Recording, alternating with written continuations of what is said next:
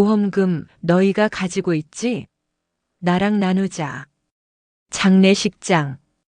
시어머니 영정 앞에서 10년 만에 벤츠 타고 나타난 시숙이 제게 속삭인 말입니다.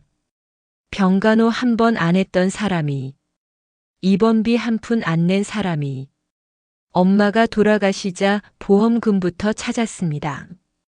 그래서 저는 보여줬습니다. 영수증과 통장 내역을.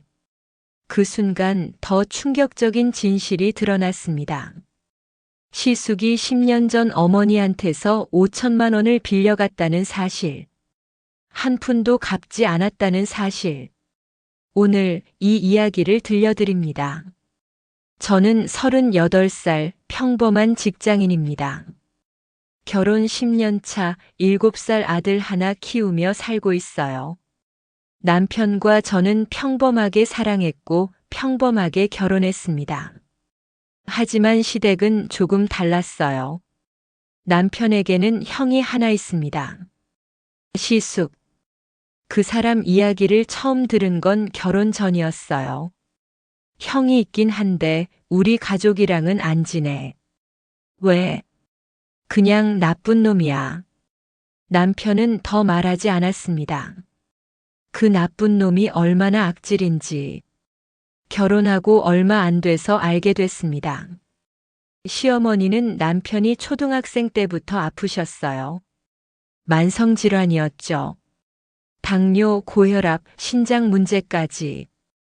그때 우리 집이 완전히 무너졌어. 남편이 술 한잔하고 말했습니다. 아버지는 병간호 하느라 일도 제대로 못하셨고 빚이 쌓였지. 형은 더 악랄했어. 남편의 목소리가 떨렸습니다. 형은 대학 간다고 집 나갔어. 근데 그게 다가 아니야. 뭔데? 형이 어머니 적금을 깼어. 2천만 원. 뭐? 어머니 모르게. 도장 위조해서. 심장이 철렁했습니다. 그걸 들키니까 대학 등록금 필요하다고 우겼대. 어머니는 결국 그냥 주셨고. 그 다음엔 연락 끊었지. 10년 동안. 결혼 후 저도 시어머니 병원에 자주 갔습니다. 투석도 받으시고 입원도 자주 하셨어요.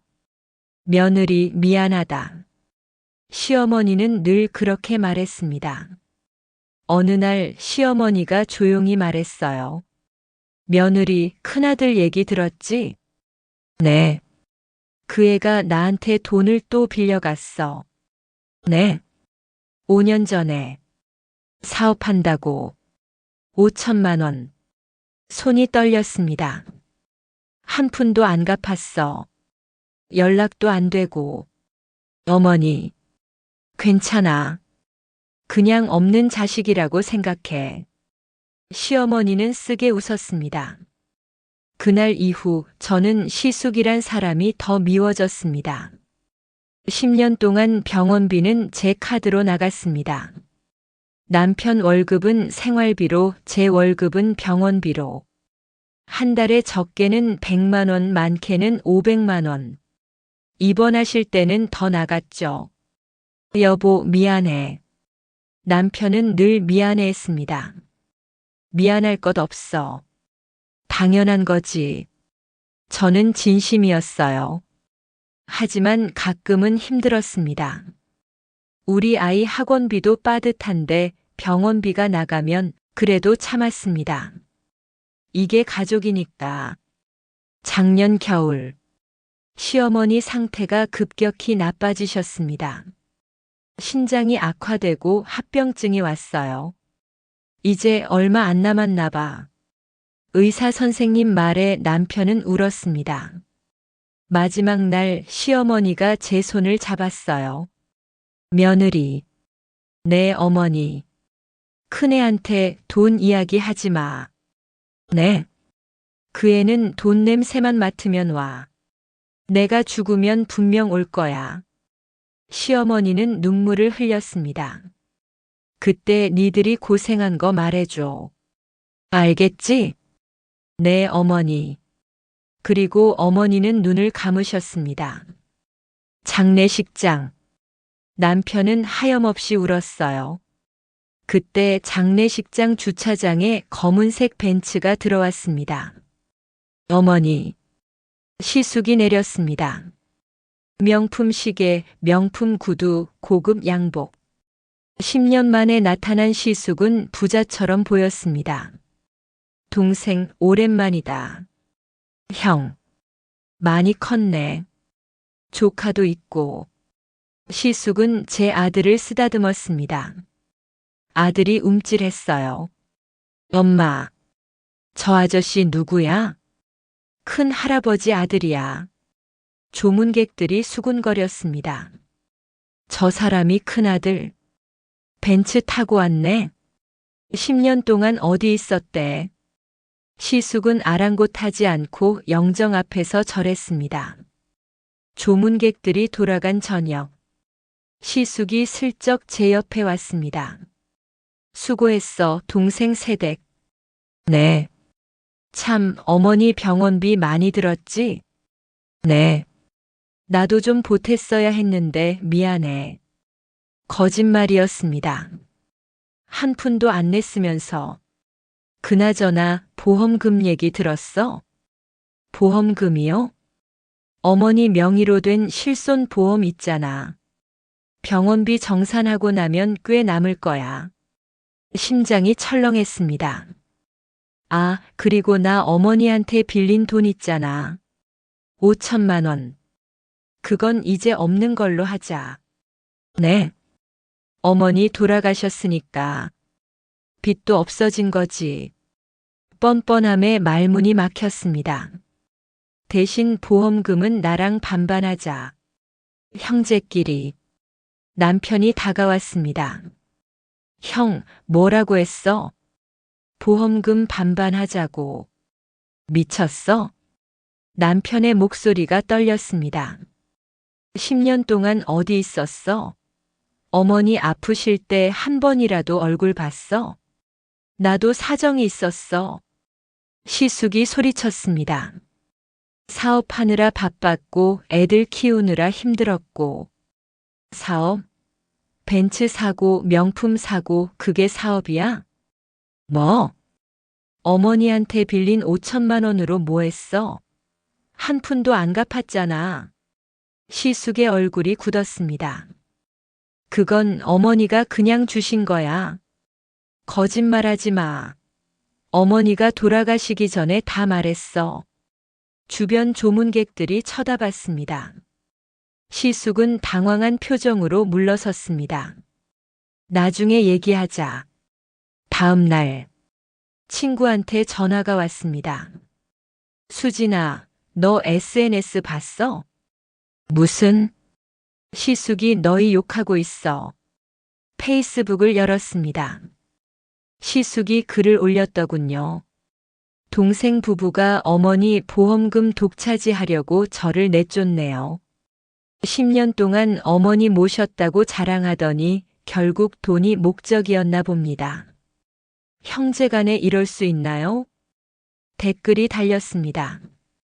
에휴, 요즘 며느리들. 보험금 독차지는 너무하네요. 손이 떨렸습니다. 남편도 봤습니다. 형이 이럴 수가. 내가 처리할게. 저는 사진을 찍기 시작했습니다. 10년 동안 제 카드로 결제한 영수증, 시어머니 통장 내역, 모든 증거를 보험사에 전화했습니다. 실손보험 보험금 정산 관련해서요. 상담원이 확인하더니 말했습니다. 고객님, 보험금은 이미 다 정산되었습니다. 네. 그럼 남은 금액이 없습니다. 오히려 본인 부담금이 더 많이 나왔고요. 얼마나요? 총 3,800만 원 정도 나왔네요. 전화를 끊고 남편과 마주봤습니다. 보험금은 없대. 진짜? 응. 오히려 우리가 더 냈어. 우리는 영수증을 정리하기 시작했습니다. 그리고 충격적인 사실을 발견했습니다. 시어머니 통장을 확인했습니다. 상속 서류 정리하다가 발견한 통장이었어요. 5년 전 거래 내역. 김정근에게 5천만 원 송금. 김정근. 시숙 이름이었습니다. 이게 형이 빌려간 돈이구나.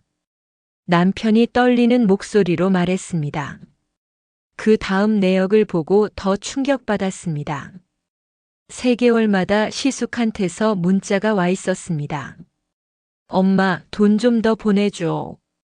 병원비 좀 보내줄래? 애들 학원비가 부족해. 시어머니는 매번 100만 원씩 보냈더군요. 총 1,500만 원. 형은 어머니한테 계속 돈을 뜯어낸 거야. 남편은 울었습니다. 우리는 힘들게 병원비 내고 있을 때 형은 어머니한테 돈 달라고 했어. 저는 모든 증거를 정리했습니다. 1. 10년 동안 제 카드로 결제한 병원비 4,200만 원. 2. 보험금 처리 내역 400만 원. 3.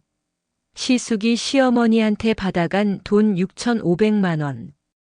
엑셀에 깔끔하게 정리했습니다. 그리고 시숙한테 카톡을 보냈습니다. 형님, 보험금은 없습니다. 영수증과 통장 내역 첨부합니다. 사진 10장을 보냈습니다. 참고로 어머니한테 받으신 6,500만 원은 언제 갚으실 건가요? 5분 후 전화가 왔습니다. 야! 시숙의 목소리가 떨렸습니다. 너 이게 뭐야? 누가 증거까지 내라는 말했냐? 사실을 보여드린 겁니다. 사실? 넌 지금 나를 사기꾼으로 만들려는 거야? 형님이 스스로 만드신 거죠. 뭐? SNS에 저희 욕하셨잖아요. 보험금 독차지한다고. 그건 증거 올렸으니까 해명하세요. 아니면 제가 올릴게요. 너 지금 나 협박하는 거야? 협박이 아니라 진실이에요. 저는 침착하게 말했습니다. 형님은 10년 동안 어머니한테 6,500만 원 받으셨어요. 저희는 4,200만 원 냈고요. 그건 어머니가 주신 거야. 어머니 통장 보니까 빌려간다고 문자 보내셨던데요. 1억 원 넘게 받으셨으면서 보험금까지 달라고 하시네요. 내가 왜 못 받아? 시숙이 소리쳤습니다. 어머니 내 엄마야. 당연히 나도 권리 있어. 권리요? 병간호는 우리가 했습니다. 10년 동안요. 그건 니들 선택이었잖아. 맞아요. 우리 선택이었죠. 그럼 형님 선택은 뭐였어요? 뭐? 10년 동안 안 오신 게 형님 선택이죠. 어머니한테 돈만 받으신 게 선택이고. 너 지금. 그리고 형님 벤츠 타고 오셨더라고요. 그게 왜? 어머니 장례식에 벤츠 타고 오셔서 보험금 달라고 하시는 게 창피하지 않으세요? 시숙은 욕을 퍼부었습니다. 하지만 저는 조용히 전화를 끊었습니다. 다음 날 아침, 모르는 번호로 전화가 왔습니다. 여보세요? 저 큰오빠 부인입니다. 시숙 부인이었습니다. 네. 죄송합니다. 정말 죄송해요. 무슨? 저도 몰랐어요. 어머니한테 그렇게 돈을 받아갔는지. 시숙 부인은 울고 있었습니다. 통장 보고 저도 충격받았어요. 어떻게 친어머니한테. 보험금도 제가 말렸어요. 가지 말라고. 근데 괜찮습니다. 제가 돈 모을게요. 어머니한테 받은 돈 갚을게요. 아니에요. 됐습니다. 하지만 형님께 전해주세요. 다신 연락하지 말라고. 전화를 끊었습니다. 남편이 물었어요. 누구야? 형수님, 뭐래? 미안하대. 몰랐대. 남편은 한숨을 쉬었습니다. 형수님은 착한 사람인데 형 때문에 고생하시겠다. 시어머니 장례 후 6개월. 시아버지마저 쓰러지셨습니다. 뇌경색이었어요. 아버지, 남편은 또 울었습니다. 다행히 큰 후유증 없이 회복하셨습니다. 하지만 혼자 사시기 어려운 상태였어요. 우리 집에서 모시자. 응. 아버지, 우리 집에서 같이 사시는 게 어때요? 시아버지는 눈시울을 붉혔습니다. 니들한테 짐이 될까봐. 무슨 말씀을. 가족인데요. 큰애는 연락 안 하더라. 남편이 고개를 저었습니다. 형은 이제 없는 사람이에요, 아버지. 시아버지를 모신 지 3개월. 어느 날 집 앞에 또 벤츠가 섰습니다. 시숙이었습니다. 아버지 뵈러 왔어. 돌아가세요. 뭐? 내 아버지인데? 6개월 동안 어디 계셨어요? 아버지 쓰러지셨을 때 연락드렸는데 안 받으셨잖아요. 바빴어. 지금은 안 바쁘세요? 시숙이 안으로 들어오려고 했습니다. 남편이 막아섰습니다. 형, 들어올 수 없어. 뭐? 야, 이게. 그때 안에서 시아버지 목소리가 들렸습니다. 큰애냐? 네, 아버지. 시숙이 대답했습니다. 돌아가라. 네. 너 볼 일 없다. 돌아가. 시아버지의 차가운 목소리였습니다. 시숙이 돌아간 후 시아버지가 말했습니다. 미안하다. 아버지, 왜 사과를? 내가 큰애를 잘못 키웠어. 시아버지는 눈물을 흘렸습니다. 어머니가 돌아가시기 전에 말했어. 뭐라고요? 큰애가 돈을 계속 뜯어갔다고. 5천만 원도 갚지 않았다고. 나는 몰랐어. 어머니가 숨기셨으니까. 시아버지는 떨리는 손으로 봉투를 꺼냈습니다. 이거 어머니가 남긴 편지야. 편지요? 봉투를 열었습니다. 시어머니 필체였습니다. 며느리에게. 이 편지를 읽는다면 아마 내가 세상을 떠난 후겠지. 미안해. 큰애 일로 너희를 힘들게 해서. 큰애는 어릴 때부터 돈에 집착했어. 내가 잘못 키운 거야. 그 애가 나한테 얼마나 돈을 받아갔는지 이제는 너희도 알겠지. 통장 정리하면서 봤을 거야. 6,500만 원. 그 돈 내가 병원비로 낸 거 알아. 내 병 때문에 너희가 고생한 거 알아. 그래서 큰애한테 돈 줄 때마다 가슴이 아팠어. 너희한테 줘야 할 돈인데. 미안해. 그리고 고마워. 너희가 진짜 내 자식이야. 사랑한다, 며느리. 그리고 우리 아들. 편지를 읽는데 눈물이 났습니다. 남편도 울고 있었습니다. 시아버지도 눈물을 닦았습니다. 어머니가 너희한테 미안했대. 한 달 후, 시숙한테서 문자가 왔습니다. 아빠 돌아가시면 상속은 반이야. 법으로 정해진 거니까 어쩔 수 없어. 손이 떨렸습니다. 아버님은 아직 살아계신데 상속 타령을 하다니. 저는 단 한 줄만 보냈습니다. 아버님은 아직 살아계십니다. 그리고 형님께 드릴 건 없습니다. 시숙한테서 전화가 왔습니다. 상속은 법으로 정해진 거야. 어머니한테 받으신 6,500만 원은요? 그건 법으로 정해진 거면 그것도 갚으셔야죠. 저희 변호사 선임했어요. 어머니한테 받으신 돈이자 청구할 겁니다. 뭐? 너 진짜.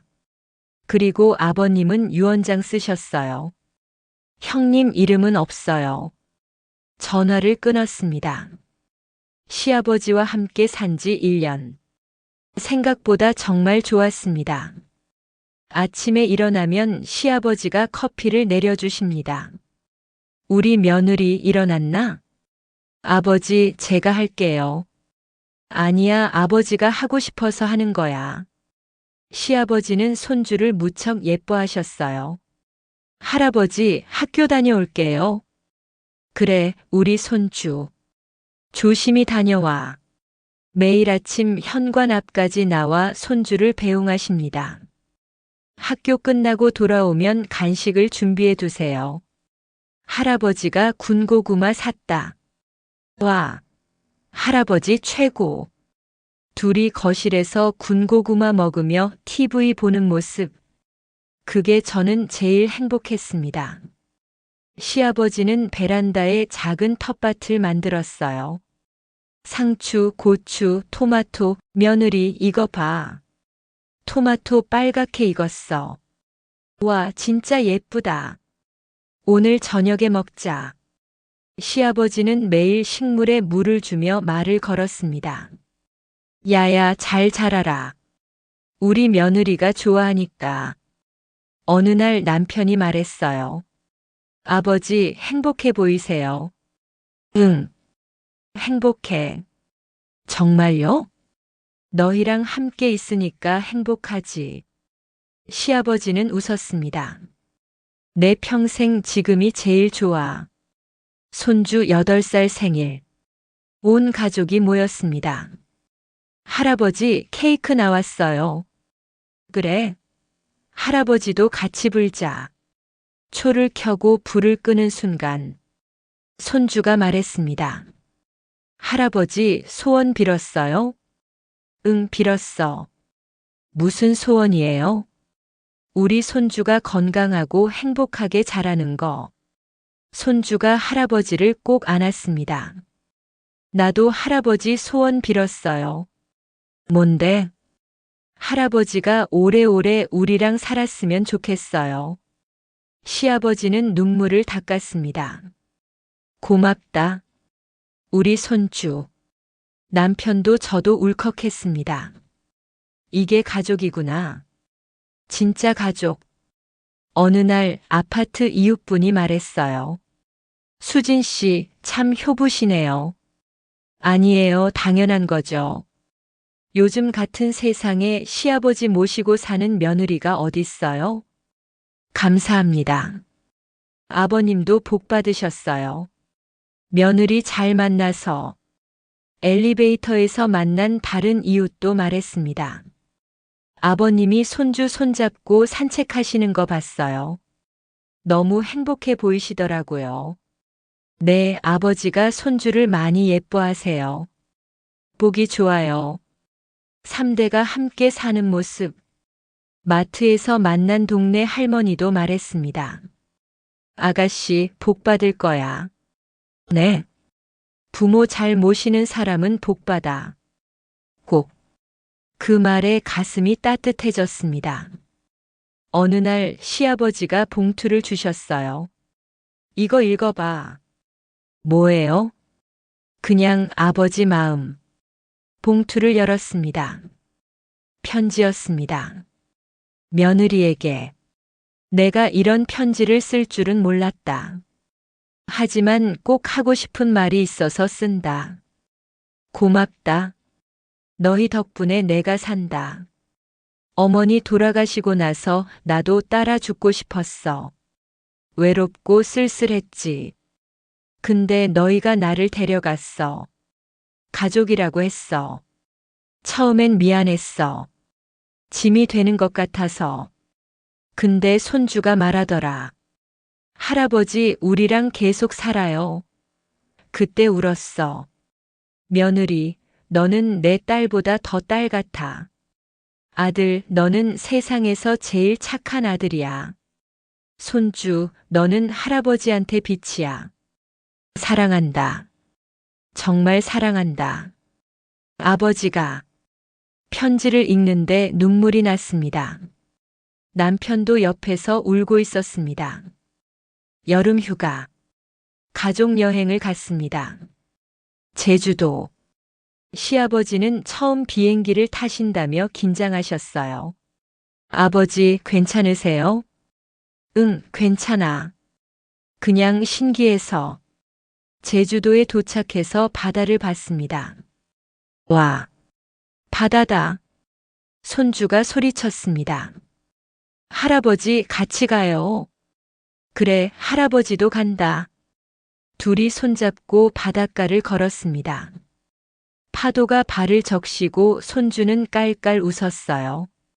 시아버지도 웃었습니다. 손주야, 할아버지는 지금 제일 행복해. 나도 행복해요, 할아버지. 그 모습을 사진으로 찍었습니다. 남편이 내 어깨에 팔을 둘렀습니다. 여보, 고마워. 뭐가? 이런 가족 만들어줘서. 나도 남편을 안았습니다. 우리가 함께 만든 거야. 1년 후. 우연히 시숙 소식을 들었습니다. 사업 실패.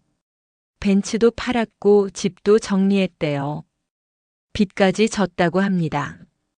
자업자득이야. 남편이 말했습니다. 그래도 형수님이 불쌍해. 맞아. 형수님은 착한 분인데. 며칠 후 시숙 부인한테서 전화가 왔습니다. 죄송합니다. 정말 죄송해요. 무슨 일이세요? 저희가 지금 형편이 어려워서요. 시숙 부인은 울고 있었습니다. 혹시 도와주실 수 있을까요? 남편과 눈을 마주쳤습니다. 남편이 전화를 받았어요. 형수님. 네. 저희가 도와드릴 수는 없어요. 알겠습니다. 하지만 형수님이 힘드시면 형수님한테만 도움드릴게요. 네. 형이랑 이혼하시면 제가 형수님 일자리 알아봐 드릴게요. 전화 너머가 조용했습니다. 잠시 후 시숙 부인이 말했습니다. 고맙습니다. 생각해 볼게요. 가을. 손주 학교 운동회. 시아버지도 함께 갔습니다. 할아버지, 제가 달리기 1등 할 거예요. 그래. 할아버지가 응원할게. 운동장에 자리를 폈습니다. 도시락도 준비했어요. 시아버지가 김밥을 싸우셨습니다. 며느리, 이거 내가 쌌어. 맛있을 거야. 와, 고마워요, 아버지. 그날 찍은 사진. 할아버지와 손주가 함께 웃고 있는 사진. 우리 집 거실에 액자로 걸어뒀습니다. 어느 날 손주가 편지를 썼습니다. 학교 숙제였대요. 내가 사랑하는 사람. 선생님이 가족 중 한 명에게 편지를 쓰라고 했답니다. 손주는 할아버지한테 썼어요. 할아버지께. 할아버지, 저는 할아버지가 정말 좋아요. 할아버지는 매일 저를 기다려주시고 간식도 준비해주세요.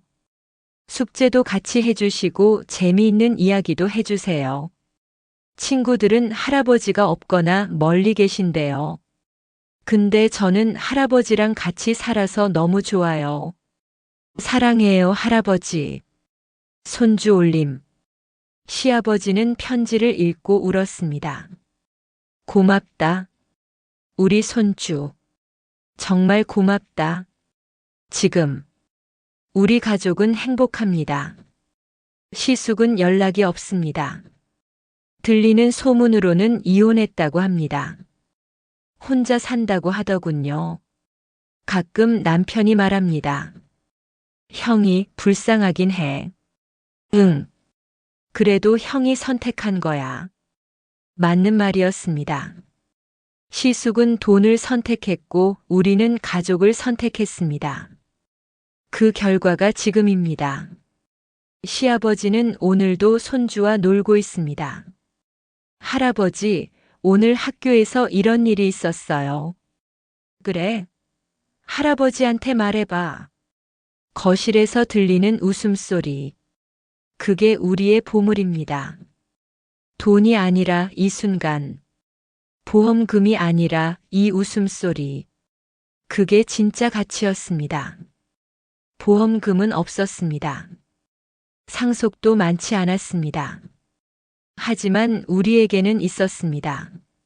함께 웃고 함께 울고 함께 밥 먹는 시간. 시숙은 6,500만 원을 받아갔지만 가족을 잃었습니다. 우리는 4,200만 원을 냈지만 가족을 얻었습니다. 어느 쪽이 더 값진 선택이었을까요? 가족은 피가 아니라 선택입니다. 그리고 그 선택은 우리의 인생을 만듭니다.